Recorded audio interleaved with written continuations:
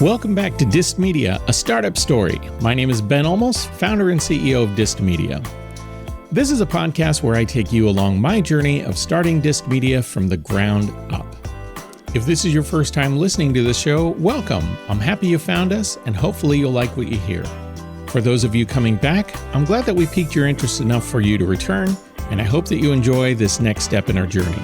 This show is all about documenting Dist Media's startup journey and keeping you in the loop every step of the way. I'll be keeping you up to date on meetings, phone calls, emails, and all the things that I need to do to get this business up and running. So with that, let's pick up where we left off last time. So welcome everybody, Dist Media, Startup Story, episode 13. That is the opener now. We still got the theme music playing in the on the front end, but we're more casually going into the episode now. Slide into it. Yeah, and I have to say, just on this topic of leadership and maintaining under outside pressures, if you will, because I think whenever you're doing something, going to school, working at a regular job, let alone doing what we're doing, which is juggling multiple things, and life is going to happen, and you don't plan for these events to just come out of nowhere and take you off track. But I think it's important to know how to get back on track and also not lose momentum, which it admittedly, for me lately, that has been a little bit of a challenge, only because my attention has been getting pulled away in some other directions lately. And so, as I think about what I got to do to recenter, refocus on what we're trying to do here, there's a couple things that have happened that have really lit my fire and got me focused on things. So as you're listening to this episode 13, we are in the last 2 months of the year, which means that 2023 is coming to an end. 2024 is about to begin.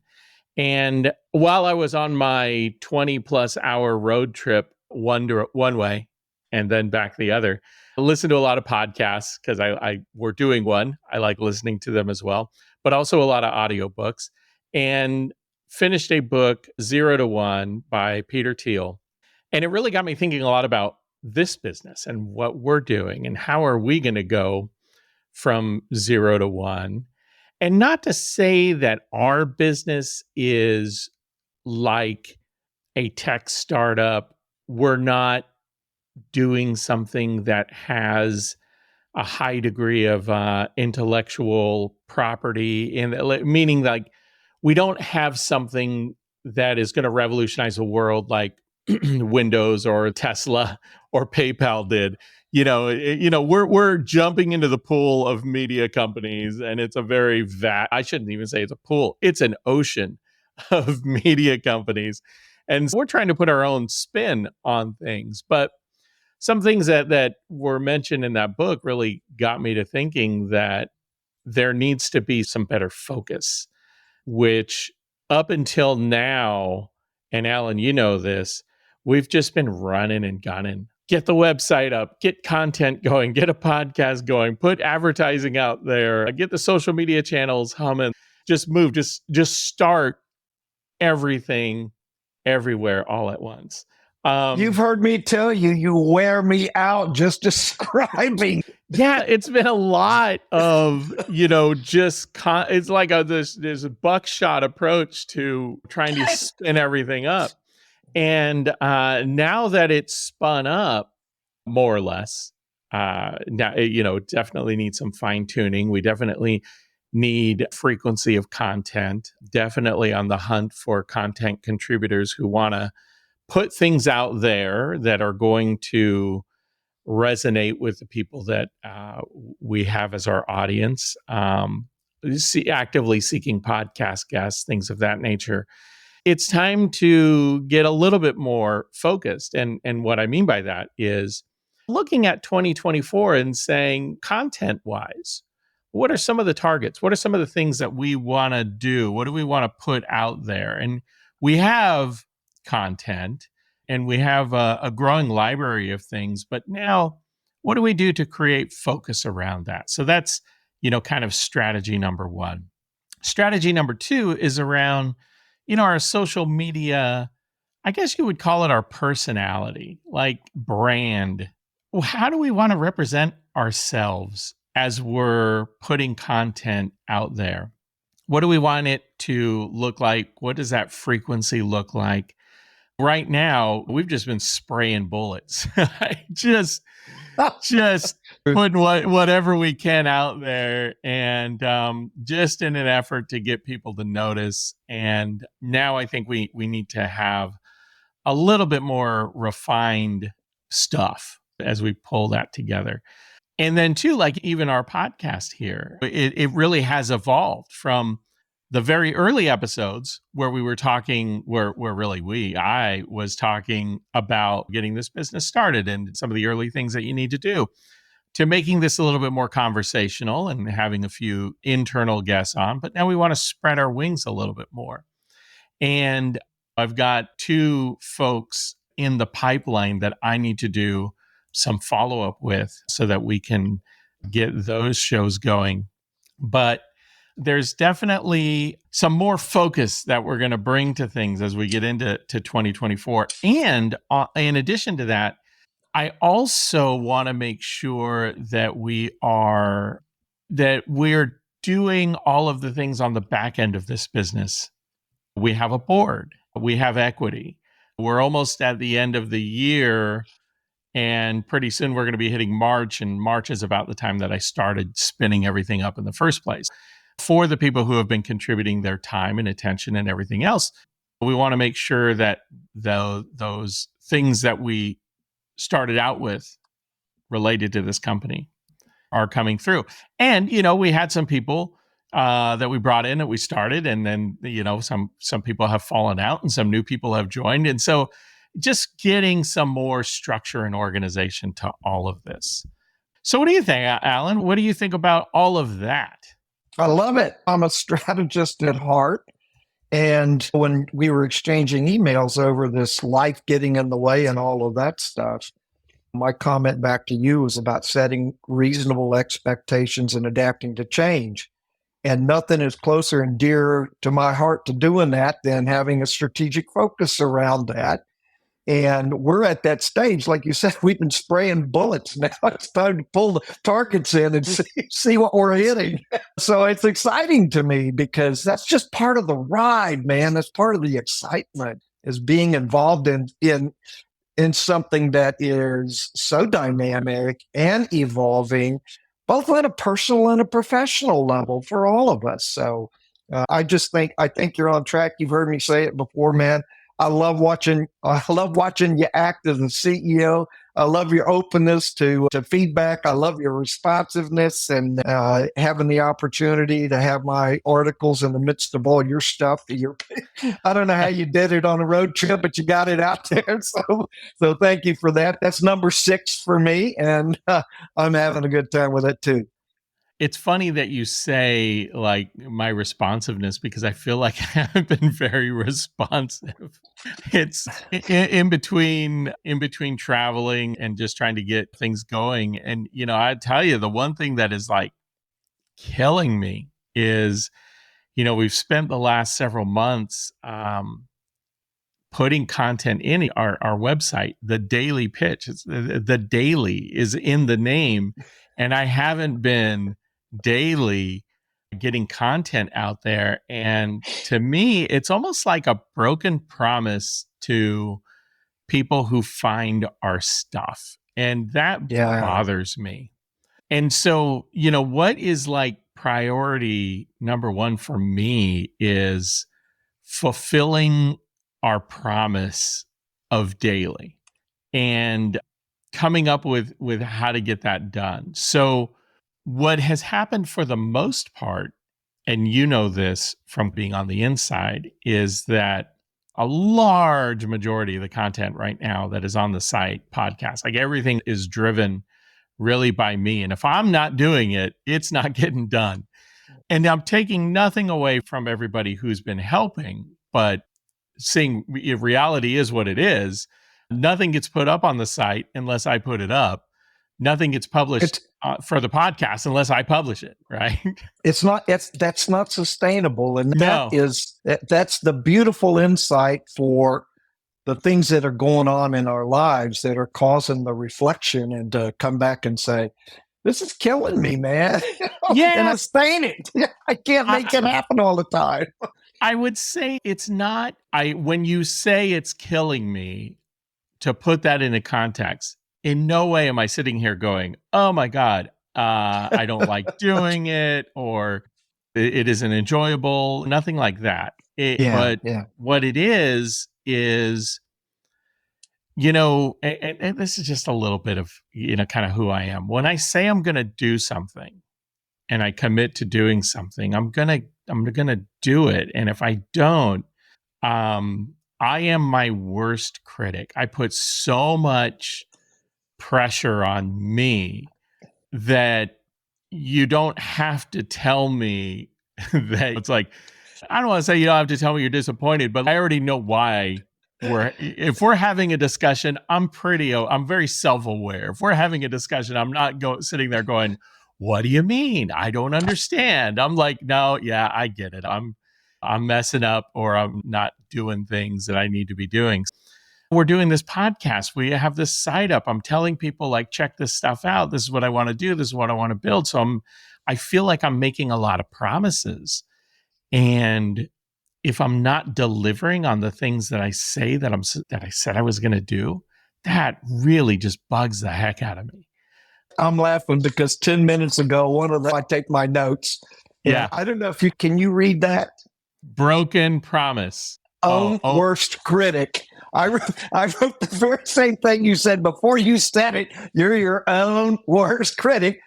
But the positive spin to that, Ben, and that's one of the reasons I really enjoy this organization, enjoy working with you, is it's about integrity, your personal integrity. Your word's your bond, man. That is everything about the military ethic as well. So I would be very uncomfortable if you could break your promises and it didn't bother you. But you are your own worst critic. And that goes back to the business about setting reasonable expectations and having a sustainable system. And I know we've talked about that. You're working on expanding it. We got Stefan now working. That's going to help us out. Although you said he's got a new gig or something too. Yeah. And so this is actually great news. So Stefan was in our last podcast and he told the story about coming out of college, and he's been working hard trying to find his opportunity to break into what he got a degree in. And I even said it on the show, like, this isn't going to be the thing that makes you, yeah, sure, I wish it could be. But again, I deal with reality and reality's terms. And he's got a master's in communication. He went to USC. He's got a lot of really good connections. I knew it was a matter of time. And he got a media gig with a really good hometown organization here in Atlanta in the field of sports, which is right up his alley and what he wanted to do. And can't be more happy for the guy. And this just says a lot about him. And This is, by the way, why this is just what I seek out and the kind of people that I love working with. So he texts me while I'm gone. He actually texted me on a really crazy day when I was in Denver, first snow of the year. I had family. I was taking to the airport. I had family I was picking up from the airport. It's snowing. The roads are getting icy. It was just a crazy day. And by the next day, there was 4 or 6 inches of snow, on the ground. Crazy. But weird enough, Denver, it's that way, and then it's gone in 48 hours. But anyway, he texts me and he says, hey, wanted to connect. And I got back to him a couple of days later. Again, you were saying I'm responsive. I did tell him that I was having some challenges. It was going to be tough to do.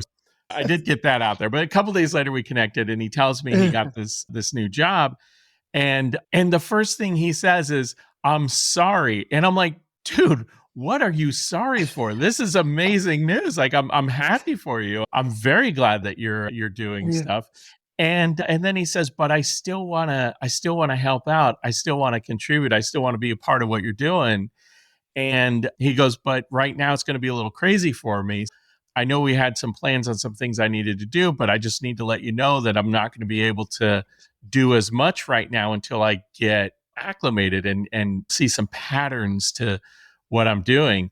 Totally fine. But thrilled to still have him involved and engaged. Over the moon, the fact that he finally got into something because that was something that was really important for him. And he needs that. Like, he's young. Yeah. He needs to build that resume and that career. And right now we're small potatoes compared to what he got. And I'm very, very happy for him. Yeah, we're gonna continue to do what we can with the folks that we have. And we were talking about, and this is something that I forgot to mention, but it's really important. Part of going into 2024 is we have to have a revenue plan. And Mm. here's the nice thing about what we're doing. Our revenue demands are not high. And right now, our revenue goal is break even, and our break even amount is not huge. I mentioned early on that the investment that's been made in this company has been of my own equity.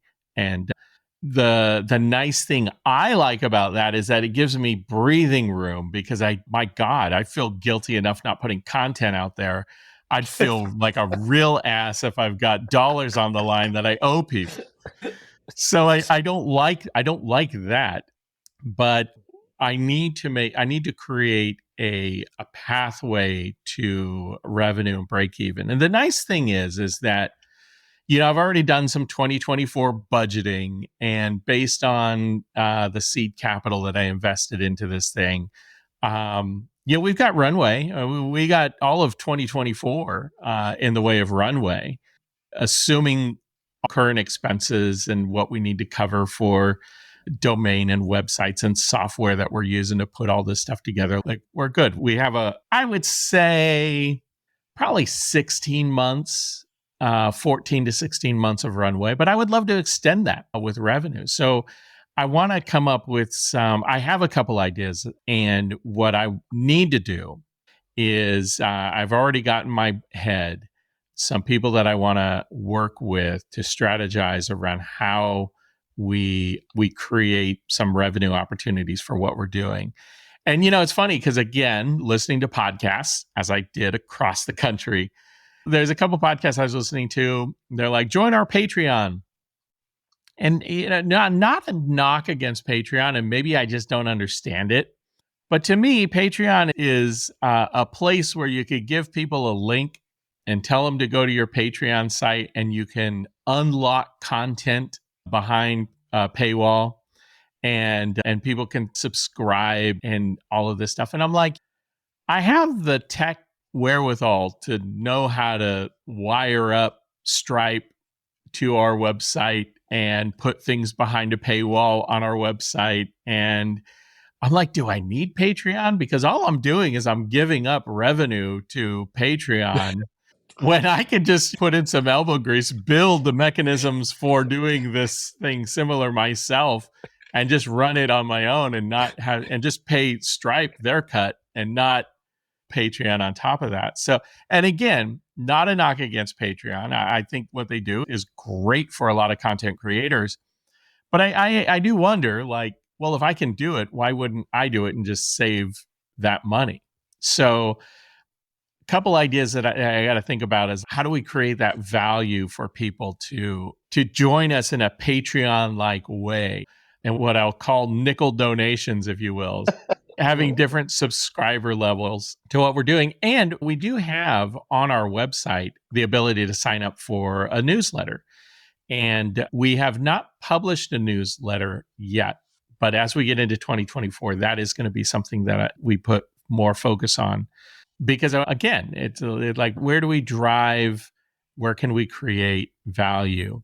And also, not just value for the people consuming our content, but also value for the people who are engaged in our content. And what I mean by engaged are the people who are contributors. So, Alan, like yourself, how do we deliver more value? And I want to see that as people contribute content to us. I mean, we're marketing content that we have on our platform. And our unsophisticated buckshot approach to social media, I love it. has been working. I am getting people reaching out and emailing me and finding us, not in the volumes that I'm hoping, but it is a sign that what we are doing is working to a degree. And now what we need to do is find out, how did it work? How did we reach you? How did you come in contact with us? Bring people in, and then deliver something of value to them in the way of entertainment, information, content, all of that wonderful stuff. Yeah, because of the ambition to grow this thing and the things that we want to do as we move ahead. I have always wanted to do something like this. And the fact that I have other people like yourself and those on the board also interested, and the feedback that I've gotten from folks and some others who have found us, it gives me hope that we're on the right track, that we're doing something, that we're slowly creating a community. And I am always reminded of what Matt says, which is audiences take time. And man, is that it takes time and effort and all that stuff. And like I said, man, I hate that the last couple weeks have just really knocked me off of my game. But there was the threat of my oldest daughter needing open heart surgery and my dad having stage 4 cancer. And I mean, it's just like, there's nothing going on in the world that is so important that you can't hit pause and focus on that stuff. It doesn't mean that you stop everything. I've still had to keep going in other fronts and other things that I'm involved in, but something had to get put on pause. You and I have talked about this a lot, about where all of this is in the priority of things. And it's, you got to hit pause on those things that when things get really intense, you got to take the things that are at the very bottom of that list and say, okay, I got to wait on that. So you brought it up many times, and I thought it was a really, really important insight. And we've covered it on a couple of our podcasts, and that is up to you, up to the person, to decide how much energy they're going to give to anything. And so when you're feeling pressure, and God bless you for feeling pressure that you're letting people down and you think that and all that kind of stuff, I just sit back and say, hey, the real insight here is you had more important priorities that required a level of time and energy that you had to give to them. And so you flexed on that. And yeah, it put a pause on it, and there's a price to be paid for that. And the fact that you feel behind and all that kind of stuff. And I got 2 pages of notes already about what that pause has given you in terms of insights for growing the business. Maybe you needed a little time for reflection I don't know. What do you think? Yeah, well, it did certainly help give me some time. Like when you have 20 hours of windshield time. In the snow. It only snowed for a couple of days, and it was all localized. So thank God I had good weather going out and coming back. But when you're dealing with that, and Alan, you're in Texas. So here's the route that I went going out to Denver. So I went from Georgia to Tennessee to Kentucky to Illinois, and then westward from there, hitting Missouri, Kansas, right. and then Denver. And then coming back, I went south, hit New Mexico, Texas, Arkansas, and then back through Tennessee, and then, back around. And I was contemplating Mississippi, Alabama, but I decided to go north because I'm more on the north side of Georgia. But so I hit a lot of states on my drive. And there was one point when I was coming out of Colorado, and I hit New Mexico. And rather than going all the way down to Albuquerque, I kind of cut across on the state road, and I probably spent a few hundred miles on the interior, off the interstate in New Mexico and Texas. And man, let me tell you, and this from being in Texas. And by the way, I was in the more scenic part of Texas because I've driven the fat middle of Texas too. And there is nothing worse than the western part of Texas. From San Antonio up to El Paso. Oh my God. Let me tell you something. And this is no joke. In the western part of Texas, you take that fat middle at 20 through Texas, it's the only place I've ever experienced where you can see the curvature of the earth on the horizon while on land, because there's nothing out there. True. I've been there many times. I just don't have many people that have shared that experience with. Yeah. That's true. The nice thing is you could do like 95, 100 miles an hour, and there's no place for a cop to hide, because you see like 30 miles down the road. But not to say they couldn't catch you in the air. They do patrol that way as well. But anyway, yeah. So a lot of time to contemplate things. And it did give me a little bit more energy and focus on stuff. And so I was keeping a list, not while I was driving, but when I came in to stop, because I was marinating on these things. I made a list of things that I want to tackle before the end of this year, putting some strategic planning meetings together, putting some calendars together for content, for marketing, getting some. So one of the things that has been holding me back from getting guests on the show is having a consent form. Whenever you're going to record people and put them out there on the internet, and you don't have a relationship with these folks, you want to just make sure that you're covered. At the end of the day, I have no problem with people taking the show and the content and blasting it out and saying, "Hey, listen to this." But people also have to understand, we don't pay guests, and you don't have editorial control. So, if you get on here and you say some really salacious things about people, we don't have any control over what you say. And we just need people to be aware that when you come onto a show like this, you're consenting to the fact that we're going to rebroadcast this around the world, and people from anywhere can hear it. So we want to get some cover on that. And then also contributors. We're not currently paying any contributors. So everything is being done as, hey, if you write for us, we'll give exposure to your content, and we'll put it through our social media channels and things of that nature. And all in an effort to maybe bring attention to what you're doing, promote what you're doing, until we have a revenue model in place, and then we can start paying contributors. So, that's kind of where we're going. But I need some documents, if you will, to give people to say, you understand that these are the terms. We can have a conversation, but in the world we're in, we just need to make sure that there's some written agreement around those things as well. So, so those are some other things that I'm working on as well. We need a stable of podcast players too. And I've been thinking about all my connections and some of the fun people that I know that will be ideal as we get this thing growing and going for 2024. So I think one of the things you might consider doing is just asking each of your board members at our next meeting to provide you with a list of their top 5 recommendations for podcast participants in 2024.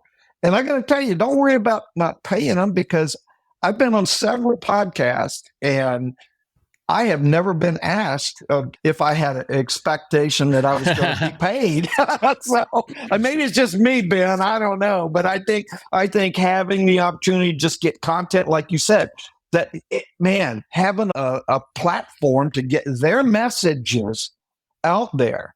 And so I wouldn't recommend somebody to you that didn't have messages that they want to get out there. So that's their compensation, man. That's the approach that I'm taking to written content as well. And, there are quality freelance journalists out there who, and God bless them. I mean, these folks really work hard to, put content out there, and they're facing a lot of challenges, and I want to build Disc Media up to be able to afford some of those. I don't want to.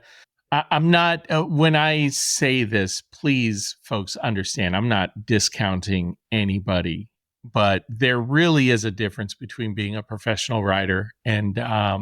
And it's not to, it doesn't mean that you don't write well and that you can't be intriguing and captivating, but it's quite another thing if that is the way that you make your living. And that just level of quality and professionalism just comes through. And so I am a big believer. I've done some work with Outvoice, and Outvoice works with a lot of freelance journalists. Matt owns Outvoice. I have a lot of respect for journalists and what they have to go through. And I would love to tap into that talent to help us scale even more further on down the road. But we're teeny tiny right now, and I don't have that in me, but it is somewhere we would like to go. That being said, the content contributors that I'm getting right now, I would call them part-time writers.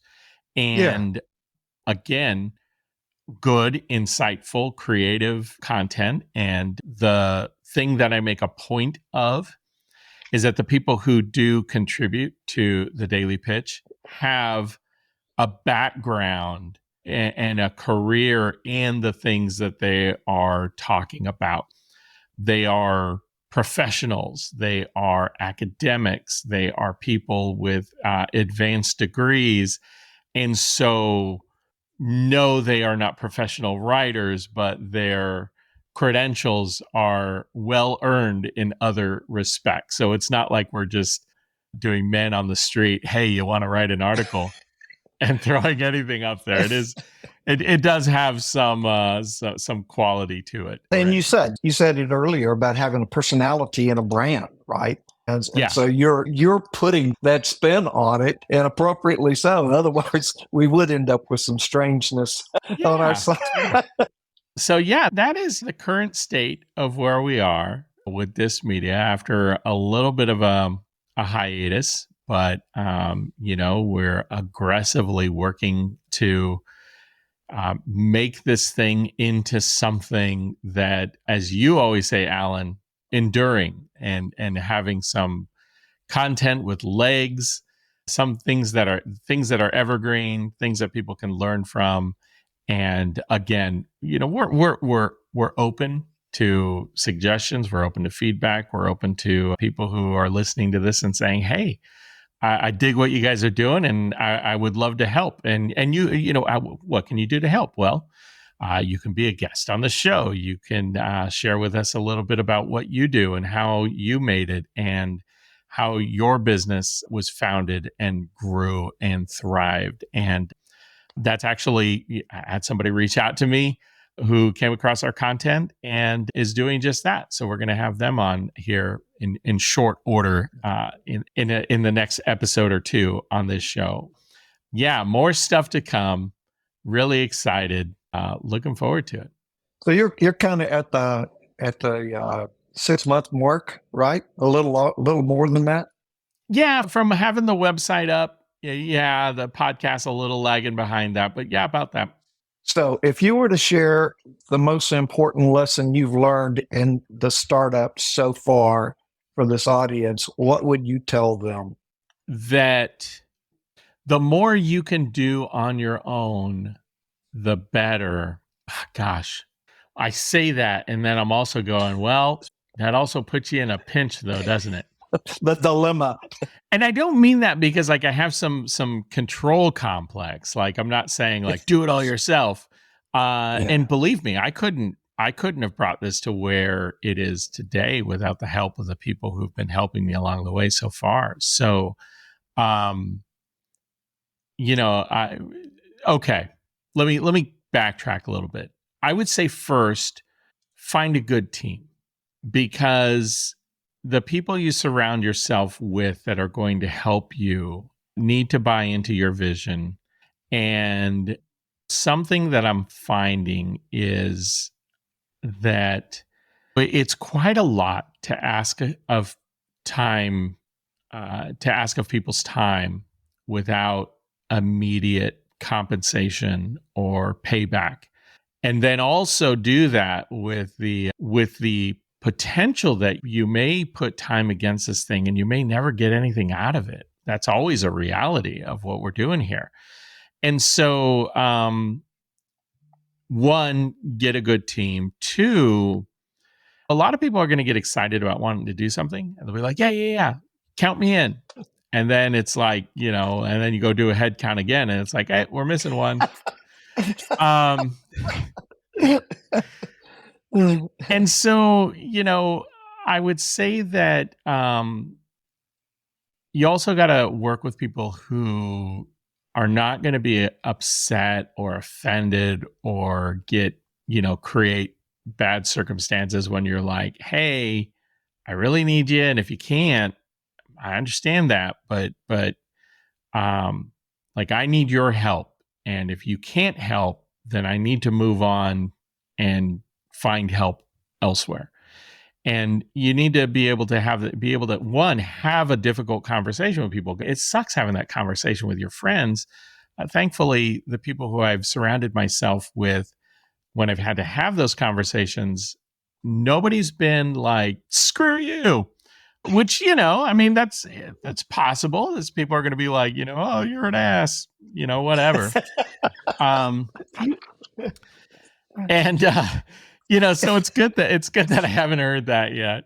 And who knows? I don't know. Maybe they're thinking it to themselves privately, but you have to be able to have that difficult conversation. So find yourself a good team of people who understand what your vision is, who buy into it, who want to be a part of it.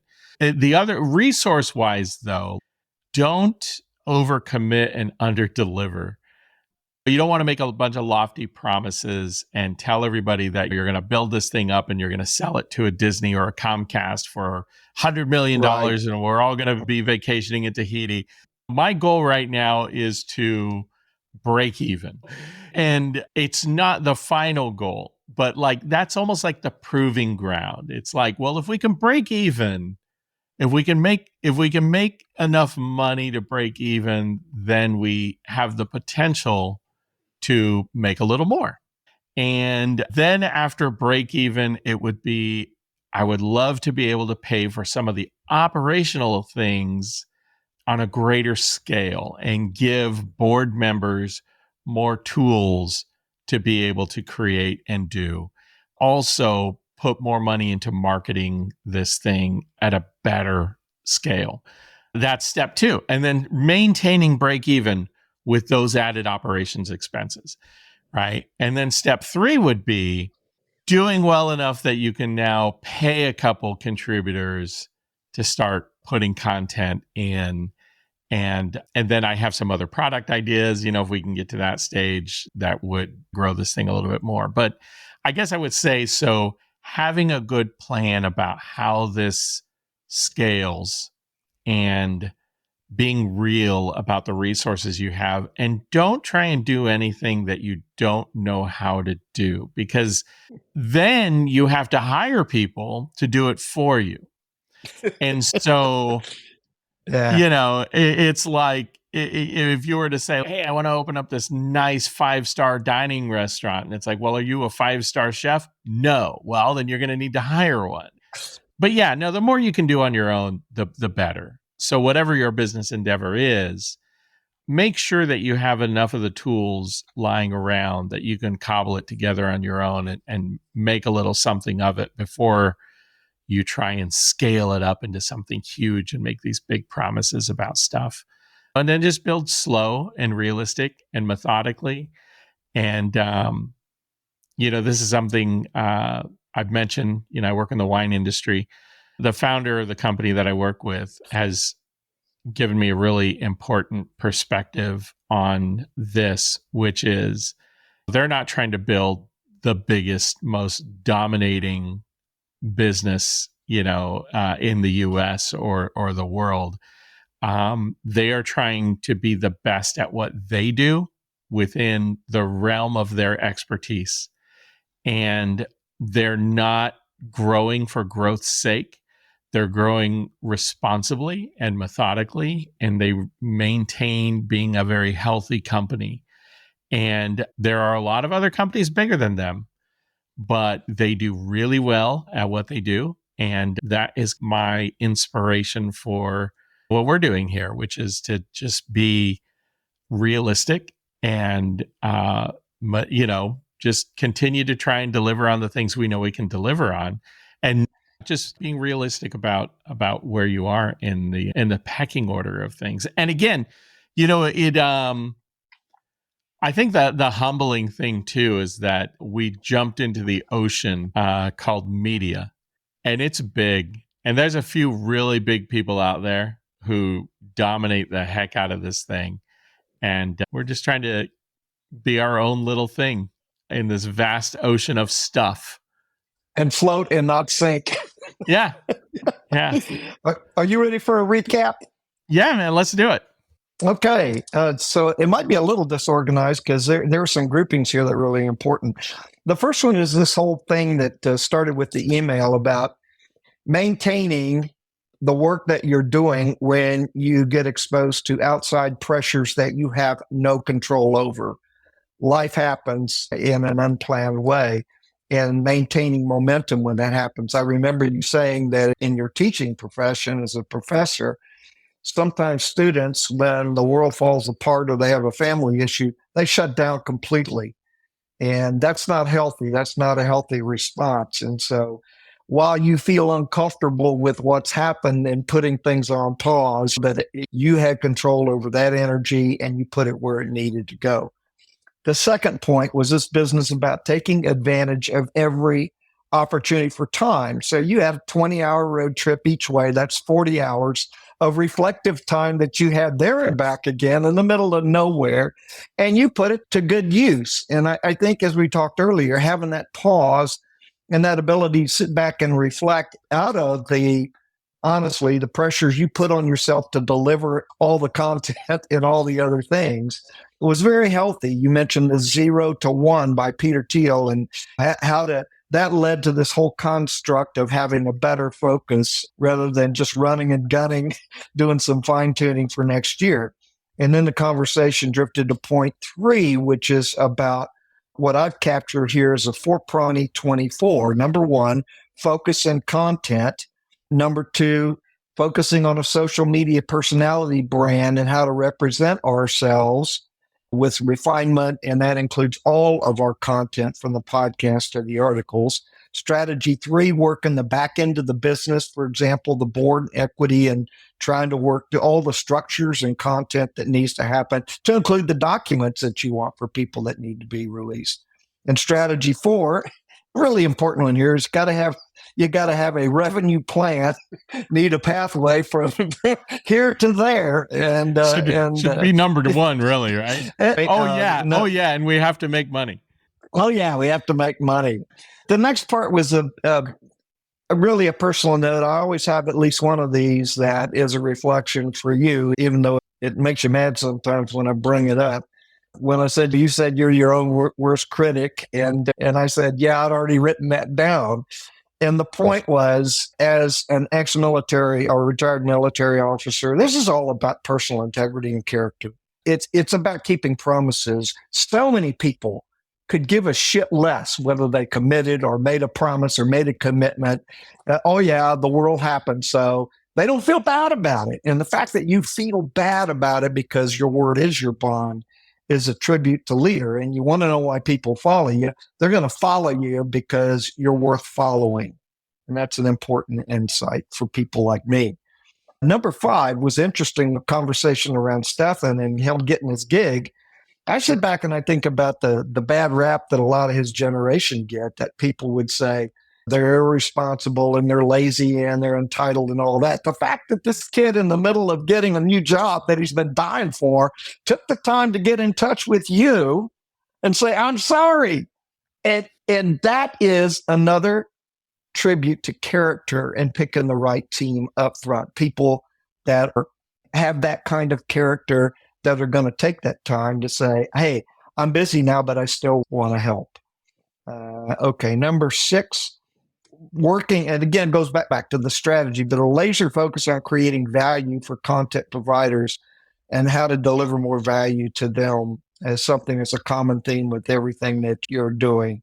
Number 7, I love this one. You mentioned, I think in podcast 4 or 5, this whole thing about motivational intelligence. And that's huge because what you've been doing here over the last few days since you've gotten back, you said, this is always something I wanted to do. And your optimism is infectious, and that's what carries people around. And that's back to not only having motivational intelligence yourself, but making sure you pick people that have some too. So they stay with the ride, even when the ride's a little bit bumpy. Okay. The next one here is just one of my reflections here, listening to you talk about sometimes, whether it's unprogrammed or programmed, sometimes a pause is important for reflection and creativity and focus. And the fact that this one was unplanned doesn't mean that you didn't take advantage of it. And taking advantage of it has put a whole host of new ideas and thoughts into play, and the need to move. Here we are in November, moving into 2024 with an important strategic focus. So again, my compliments to you to that. Number 8, you mentioned it again, and we mention it every podcast, and I hope we continue to do it. Your vision is to create a repository of enduring content with legs. We want the Cabernet Sauvignon that's got the legs all the way through and that stay there and have that lasting power. Having a vision as the leader and CEO of the organization allows everyone else in the train to support you with that vision. If you were all over the map, it would be different. And I guess the last one is the question I asked you about the lessons learned. And that is a leadership lesson all in itself, your points, your 3 points. Find a good team, and the team's got to buy into your vision. Folks get excited sometimes, and then it's crickets after that when you ask for help. And you got to have the right people that are going to be able to take that feedback. I'm prepared for someday for you to say, Alan, you're great and I love you a lot, but I don't want you doing this shit anymore on the podcast. I want to find somebody. Stephen's younger. Let's give him a shot. I'm prepared for that, man. It's your podcast and your company, and I'm here to serve. So I'm happy to do that. And then the third part about your important lessons was, don't overcommit. This is about resourcing with the 3-phase prong here of a goal of first breaking even, and then secondly, being able to pay for operational things you need, and then thirdly, being able to pay your contributors and keeping your focus and being the best at what you want to do and not trying to be the biggest kid on the block. I think that's around 10. Yeah, Alan, I appreciate your list. I always I look forward to it. It's like that thing that kind of pulls it all together at the end. Yeah, it's fun. It's fun for me to do too, to make sure that I've captured your intent in a way that we're going to share with this podcast and with the notes that you write, which, and by the way, I love. It's like the Cliff Notes when you put there on the daily pitch, so people can say, "Oh yeah, that sounds like a really interesting podcast." So yeah, I hope to compliment you on that. Yeah, all good. Thanks, Alan, and thanks to everybody who has found us and continues to find us. And hopefully you continue to find this interesting. And, we are getting ready to do some more cool, I think, and interesting things as we get into 2024. And we're definitely going to be on the hunt for more people, for more guests, and looking to make this a more engaging show as we move along. So, it's about starting a business from nothing and building it from that. And I can't wait for that moment when we look back to the very early days of this and go, man, did we suck? But boy, did we have fun. Well, we're going to always have fun. Yeah, there you go. Thanks again, everybody, for checking us out. We will catch you next time. So until then, adios, y'all. Adios. Take care.